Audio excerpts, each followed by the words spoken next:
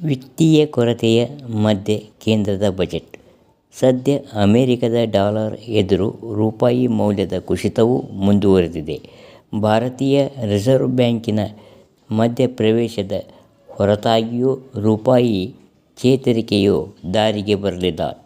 ಇದು ಕೇಂದ್ರ ಸರ್ಕಾರದ ವರಮಾನ ಮತ್ತು ವೆಚ್ಚದ ನಡುವಣ ಅಂತರವಾದ ವಿತ್ತೀಯ ಕೊರತೆಯ ಹೆಚ್ಚಳಕ್ಕೆ ಎಡೆಮಾಡಿಕೊಟ್ಟಿದೆ. 2025-26ನೇ ಸಾಲಿನ ವಿತ್ತೀಯ ಕೊರತೆಯನ್ನು ಶೇಕಡಾ 4.50ಕ್ಕೆ ತಗ್ಗಿಸುವ ಸರ್ಕಾರದ ಗುರಿ ಅಕ್ಷರಶಃ ಸವಾಲಾಗಿ ಪರಿಣಮಿಸಿದೆ. ಮತ್ತೊಂದೆಡೆ ಅಗತ್ಯ ವಸ್ತುಗಳ ಬೆಲೆ ಏರಿಕೆಯಾಗಿದೆ. ಆದರೆ ಸಂಬಳ ಹಾಗೂ ಕೂಲಿ ದರದಲ್ಲಿ ಏರಿಕೆಯಾಗಿಲ್ಲ. ಇದರಿಂದ ಮಧ್ಯಮ ವರ್ಗದ ಜನರ ಬದುಕು ಅಶಕ್ತವಾಗಿದೆ.